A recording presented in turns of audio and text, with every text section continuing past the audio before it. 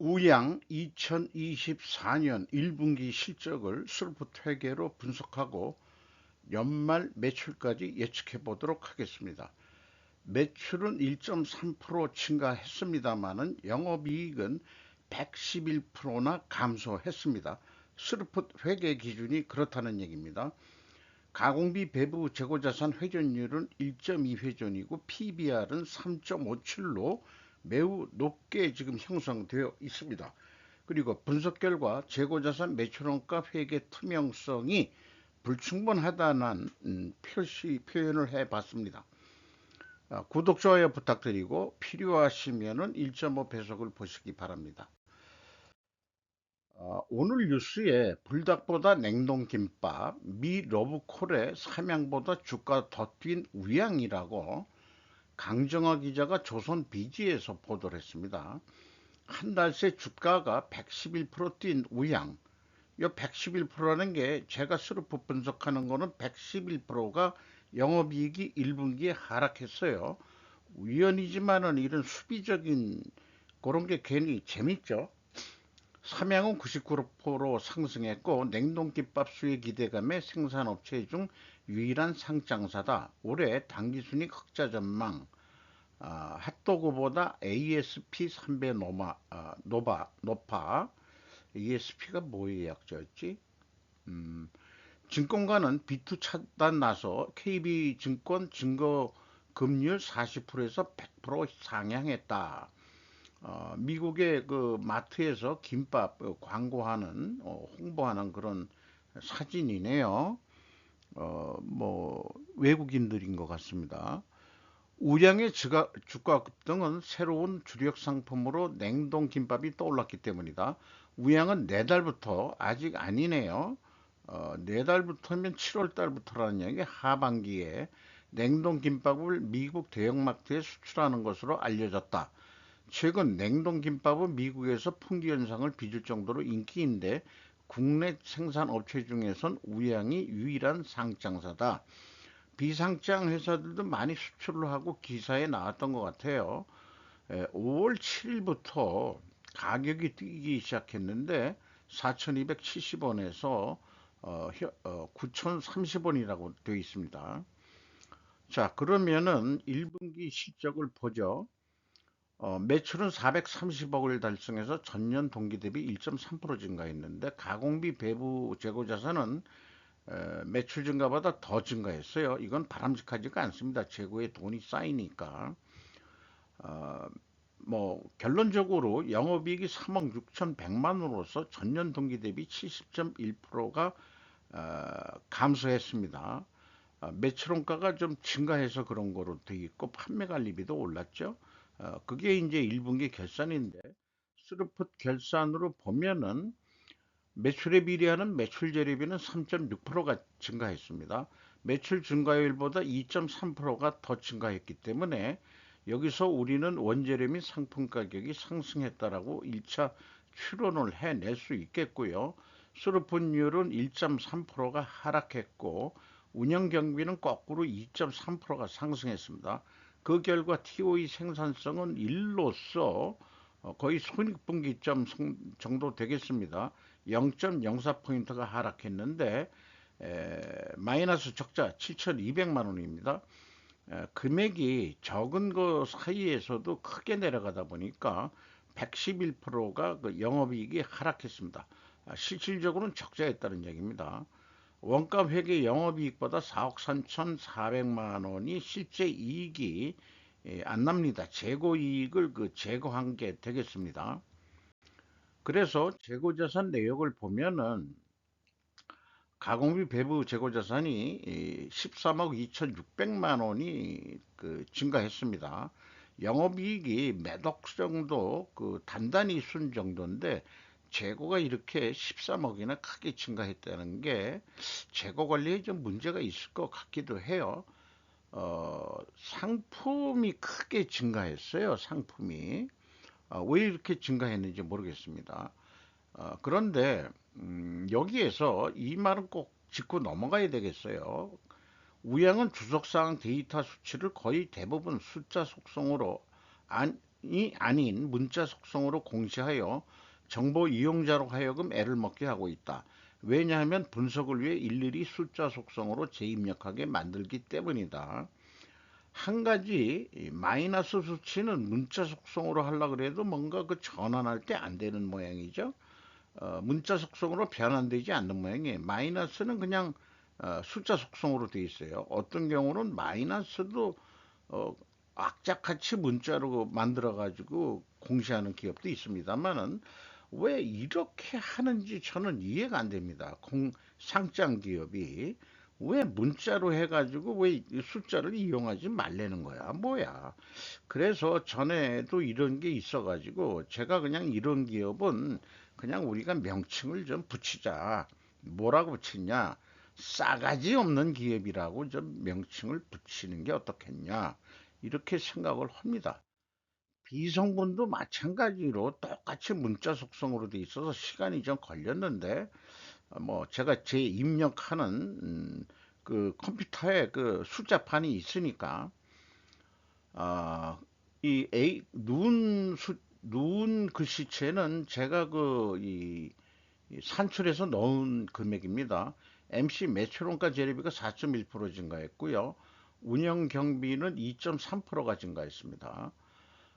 그리고 이 운영 경비에서 판매 관리비를 뺀 금액이 공장 가공비가 되겠는데 가공 비율이 그 33%로서 0.3% 하락했고 상대적으로 그 0.3%가 재료비가 증가해서 여기에서도 어느 정도 원재료 및 상품 가격이 상승했다라고 이렇게 추론하게 되어 있습니다. 근데 원래 비성분 자료는 이게 기본적으로 많은 기업들이 A, B, C 정도로도 해요. 상품 비중이 높은 기업, 우양같이 상품 비중이 아까 재고가 많이 늘었는데 뭐 수요 예측을 어떻게 잘못한 건지 원재료 사용액이 있으면 요 밑에다가 상품 매입액이라고 구체적으로 표현하는 회사가 있습니다. 근데 이 지금 원재료 사용액에 재고 자산의 변동, 원재료 등의 사용액이니까 상품 매입액도 들어가 있다고는 얘기가 됐는데 이거는 너무 좀 불친절한 겁니다. 원재료 사용액 및 그 상품 매입액이라고 한꺼번에 하든지 아니면은 C에다가 상품 매입액이라고 표현하는 것이 그 좀 신사도가 있는 그런 거겠죠. 신사. 영국 신사 같은 신사 아니냐 이렇게 생각이 됩니다. 어, 그거 지금 구체적으로 얘기한 거고 어쨌든 검증을 회피하는 방법이기 때문에 그 이 커플링 숫자 이런 뭉친 숫자는 이거 신뢰하기가 좀 어렵다 이 말씀을 좀 드리고요. 어차피 1단계는 제가 맞춰준 수치이기 때문에 그 검증의 의미가 없고 2단계 총 제조 비용도 의미가 없습니다. 현금 흐름표는 의미가 있죠. 현금이 111억 아니 11억 6,100만 원이 나갔는데 10억 6,900만 원만 증가했어요. 차이가 9,200만 원의 현금이 어디로 날라갔는데 이게 그 재고자산 손실 및 그 폐기 손실까지 포함된 금액입니다. 그리고 이 폐기 손실은 영업 비용이 아닌 영업의 비용으로 처리된 것으로 인식이 됩니다. 운영 경비에서 인건비가 43억 3,800만 원이 집행이 됐는데 전년 동기보다 16.9%가 증가했고요. 직원 수는 43명. 좀뭐 잘 될 것 같으니까 직원들을 뽑은 것 같아요. 평균 임금은 연간 4,600만 원으로 예상이 됩니다. 임금 인상률은 한 3.6%그 예상이 되고요. 노동 생산성이 떨어집니다. 외주 가공비가 11.9% 감소했고 운반비는 19.5%가 증가했어요. 운반비의 증가는 그 영업 활동이 좀 많아졌다 이렇게도 생각할 수도 있겠죠. 전력비가 5.2% 올랐는데 우리나라 그 기업들에 대한 공업용 전기료가 좀 올라갈 것 같죠? 네, 죄송합니다. 미국의 냉동김밥을 수출해서 돈을 벌어 직원 임금 평균을 5천만 원 이상으로 인상해 줄 날을 기대합니다. 노동 생산성, 기본적으로 일맨데이 동안 한 근로자가 작업하는 양, 요거 연간 아니 분기로 보면 되겠죠. 생산 재료비가 그 저기 분기에 그 1분기에 인건비니까 그거로 나누면 노동 생산성이 나오겠죠. 네. 내려갔습니다. 하도 노동 생산성 하니까 저도 그걸 넣어봤어요. 근데 스르프 쪽에서는 크게 의미를 두질 않습니다. 그거 가지고 돈 버는 건 절대 아니다. 노동 생산성 높다고 해서 절대 돈 벌 수 있는 건 아니다. 이렇게 보기 때문에 그렇습니다. 경영평가 지표가 상당히 많은데 뭐 제가 그 분석을 시작하면서 여러 가지 그 또 원가 회계에서도 요구하는 뭐 많은 것들을 그냥 필요할 때 그냥 보시면 되겠는데 저는 위에 세 가지를 핵심적으로 그 분석을 합니다. 어, 재고 회전율이 3.3% 상승했어요. 그리고 수르픈율은 1.33%가 하락했고 생산성은 TOE 생산성은 4.4%. 그러니까 노동 생산성 이런 게 볼 게 아니고 전체를 봐야 됩니다. 생산 많이 했다고 돈 버는 건 아니죠. 지금 세상이 이제 언젠데 어느 때인데 맨날 노동 생산성 가지고 따지는지 그걸 왜 못 벗어나는지 모르겠어요. 어, 이 TO의 생산성 회사 전체적으로 보는 걸 해야 된다. 그러니까 이게 그 일이니까 손익분기점 정도뿐이 안 나왔다 이겁니다. 요거까지만 그냥 설명하고 나머지는 다 생략하겠습니다.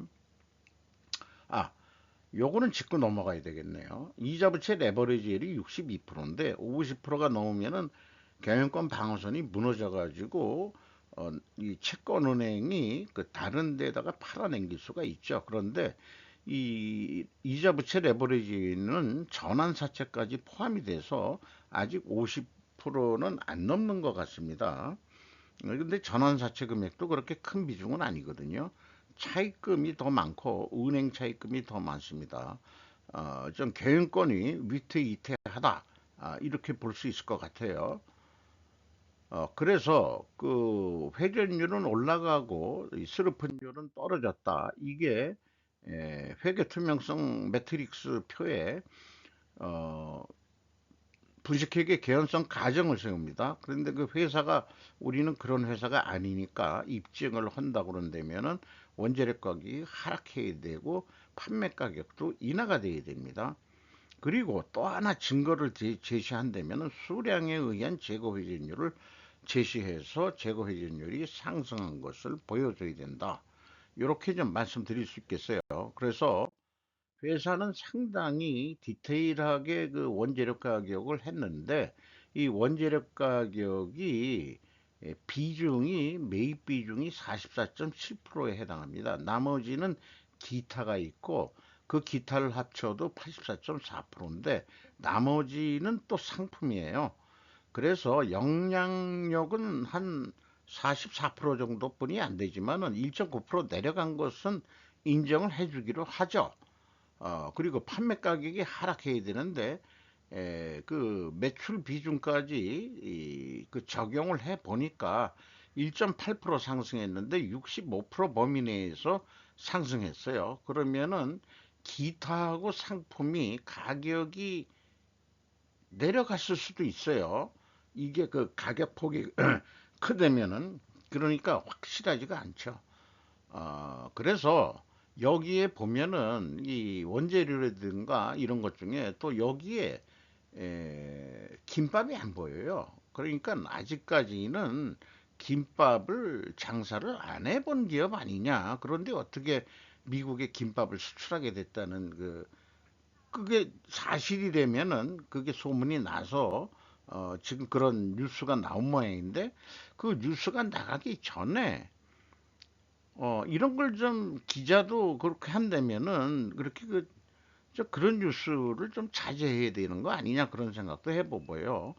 그래서 김밥을 만들려면 원재료 소재부터 틀립니다. 최근에 GS25시 이 리테일을 했는데 그 계열사에 프레시 서브라고 있거든요. 대부분 이제 삼각 김밥 제조, 김밥 제조, 뭐 이런 게 쭉 있고 도시락 제조 있는데, 자관 김밥을 만들려 그러면 쌀이 핵심이죠. 참치, 그다음에 김, 스팸, 볶은 김치, 단무지, 그 노란무 들어가죠. 달걀도 있어야 될 텐데, 잠깐 이런 거 뭐 이렇습니다. 틀리죠. 그러니까 무양은 김밥을 아직 만들어 본 적이 없다. 이렇게 봐야 되는 거 아니냐. 근데 어떻게 그렇게 소문이 났냐? 아, 참 그게 이상하죠. 그리고 하긴 1분기까지니까 3월 달이니까 그 후부터 또 어떻게 영업을 해가지고 신제품을 김밥이라는 냉동김밥 신제품을 그거 성공한다니까 만들었는지는 모르겠습니다. 지금까지 얘기한 것을 좀 조견표상으로 이렇게 저 했는데, 결론은 50% 정도는 패스할 수 있을 것 같지만은 정확하진 않다. 그렇게 얘기할 수 있을 것 같아요. 그래서 원재료 가격이 내려갔더라도 또 제조 원가 비율이 있잖아요. 그러면 더 좀 따져본다면은 1.4% 정도 가격을 내려야 되는데 1.8% 올린 거로 되는 거죠. 그러니까 이 투명성 확보는 원재료 가격만 보듯 원재료 가격은 패스했다고 해서 그게 다 패스되는 건 아니다. 이런 얘기를 하고 싶어요. 물가가 민생에 그렇게 중요한 것이라면은 기업의 원재료 가격 추이와 판매 가격 추이는 필히 정확히 공개해서 모범을 보여야 정부로부터 또 정부의 그 통계도 신뢰가 가는 거고,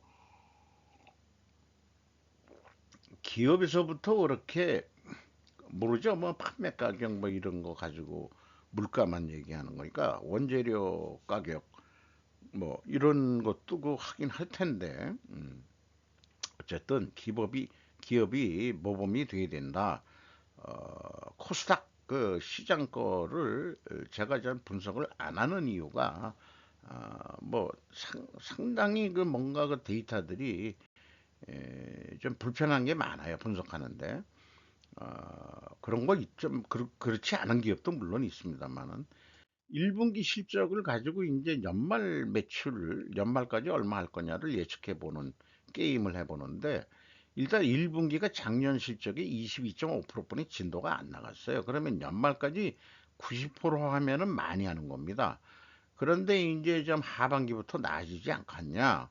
이런 것 때문에 이 원가 회계 기준으로 1 더하기 310% 그러면 4배에서 10% 더하는 겁니다. 그러면 한 1,800억을 할 것 같습니다. 그때 이 매출 원가는 여기 제조 원가부터 계획을 해가지고 재고까지 증가한다는 것을 감안해서 매출 원가를 산출해서 일로 넘겨주는 거죠. 이렇게 그 제가 개인적으로 숫자로 하지만 조직 내에서는 뭐 생산 계획이 나와야 될 거고, 그 다음에 이제 재고 계획은 누가 할 거냐 뭐 이런 등등 어, 좀 뭐 나름대로 정해져 있겠지만은 회계에서 하진 또 않을 거예요. 영업이 이제 주도적으로 어, 사업 계획을 허겄죠. 그래서 이 저기 한 재무 쪽 원가 회계 사고 방식으로는 한 18억 아니 1,800억을 해야 되는데, 영업 사고 방식은 우린 재고 뭐 증감 이런 거 모르겠고, 어, 우리가 그 1,810억 더하자. 그러면은 달성 못하면 곤란하니까 이런 거로 여기까지 해보자. 그러면은 한 20억 7,500만 원이 남는 거로 되어 있습니다. 요거는 재고가 4% 증가했을 때의 매출원가 요거가 되겠죠. 요게 열로 가서 이렇게 나오는 겁니다. 그리고 또 추가적인 노력은 안 하기로 했어요. 그런데 재고를 만약 4% 줄여라. 재고가 너무 많다. 회전율도 좀 안 좋고.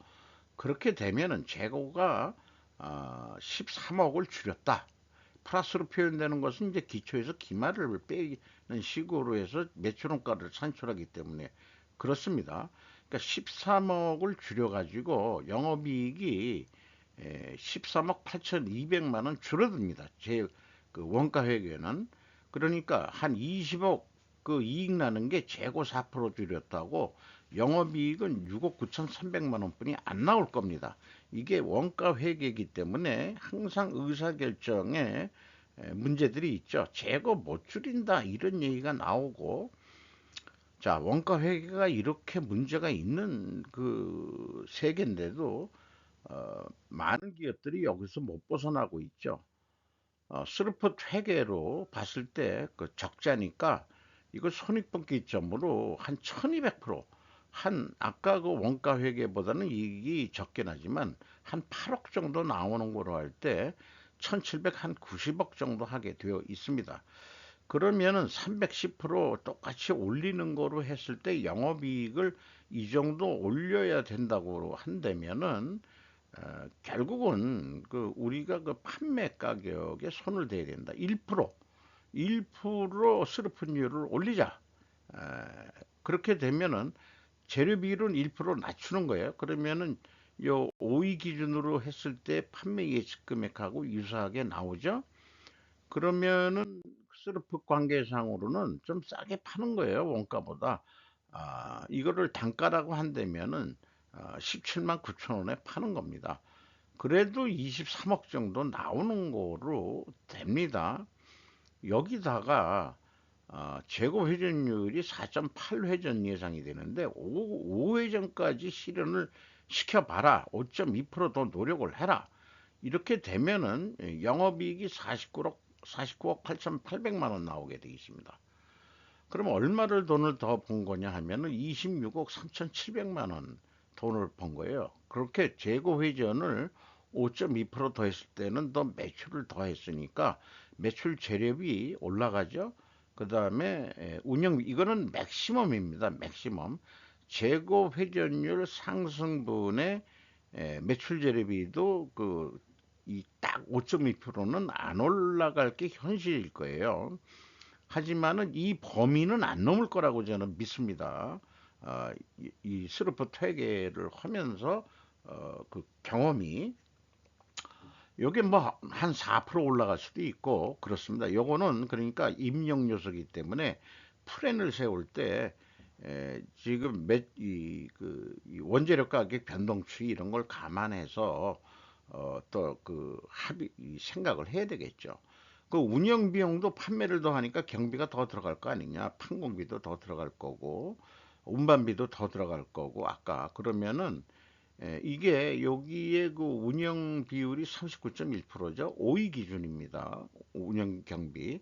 맥시멈 2%까지는 투자를 더 돈을 더 써라. 그럼 얼마를 더 쓸 거냐? 14억을 써가지고 26억을 번다면 이거는 해야 되는 거죠. 이렇게 우리는 스루프텍에는 합리적인 의사결정을 하게 만듭니다.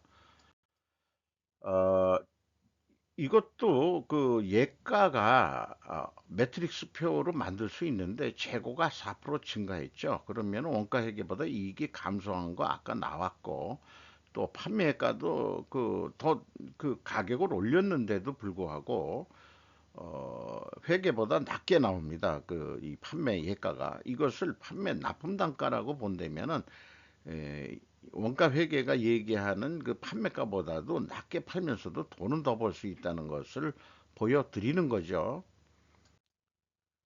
현금 재무지표로서 EAT 세후 현금 순이익이 34억 3,900만 원 벌었습니다. 전년도보다도 적게 벌었고 현금 수익률로는 3.2%, 그 전년보다 내려갔어요. 기업은 운영경비 인정해서 실제 현금 지출이었는 감가상각비가 있으므로 이게 대표적인 현금 안 나가는 비용이죠. 그래서 손익계산서 영업이익보다 EAT 세후 현금 순이익은 더 많게 나옵니다. EAT가 제가 만든 영어이기도 하지만 그게 또 전문 용어에도 나옵니다. Earned After Tax의 약자가 되겠습니다. 그리고 EAT가 아니고 EMS 그 사업 활동으로 전체 유입된 데는 50억이 있고 최종적으로는 14억이 최종적으로 돈을 벌었다 이렇게 얘기할 수 있겠습니다. 딴데 돈이 많이 나간 거예요. 왜냐면 재고가 증가한 거, 거기 재고에도 돈이 더 들어가고, 이렇게 보시면 됩니다. 이익 배당 없고요. 이 채권자가 가져간 거는 지급이자 정도뿐이 아닙니다. 그런데 이제 이 레버리지율이 좀 올라간 것은 투자 자본의 변동 때문에 그렇습니다. 자, 이 시가가 8,950원인데 오늘 본 거는 2023년 1분기 말에는 2,575원뿐이 안 했어요. PBR로 보자면은 작년이 그래도 1은 됩니다. 1은. 그러니까 사실은 한 3,000원 정도 해도 많이 나가는 건데 이게 9,000원까지 하니까 3배나 더 뛰어 있는 거죠. 3.57, 357%. 그런데 우연히가 아니고 이구열 씨가 33.33, 3분의 1을 가지고 있고 나머지는 다 특수 이해 관계자가 있는지 모르겠습니다만 외국인이 6월 7일 날 0.39%뿐이 안 가지고 있는데 이 독특하게 외국인 지분율이 5월 30일 맥스 4.05까지 올라갔었어요. 그 밑으로 있다가 그러면 걔네들이 외국인들이 5월 17일 주가가 4,830원이거든요. 그러면은 5월 아까 이 신문 기자는 5월 7일부터 그랬는데 주가를 좀 비싸게 어느 정도 사면서 그 주가 올리는 거에 얘네들이 좀 하지 않았겠느냐. 여기에 이제 또 개미들도 따라 붙었는지 누가 따라 붙었는지 모르겠지만은 투자 은행들도 또 증권회사들도 따라 붙었겠죠. 그런데 너무 올랐다. 그러니까 다 팔고 0.39%만 남기고 다 팔아 제꼈어요. 그러니까 마진 딱 챙기고 이 말하자면 고점 매도를 쳐서 차익 실현하고 빠졌다 이거예요. 그러니까 이미 이거 보고서 우양껏 괜찮다고 사야 되는 거야. 이게 꼭꼭 상투 잡는 사람들 얘기죠. 돈 잃는 사람들. 이게 아무리 김밥이 한다 그래도 식품회사가 뭐 얼마나 올라가겠습니까? 그러니까 너무 높아 보입니다. 제 개인적인 생각으로는. 그리고 아까 요거는 매출 증가 목표 이런 거에 대한 논리적으로 한 건데 요건 시간상 생략을 하고 또 다른 회사 할 때 이거를 제 나름대로 논리성을 가지고 그렇게 사업 계획을 한다. 이런 또 논리도 적어도 칼퍼포의 과학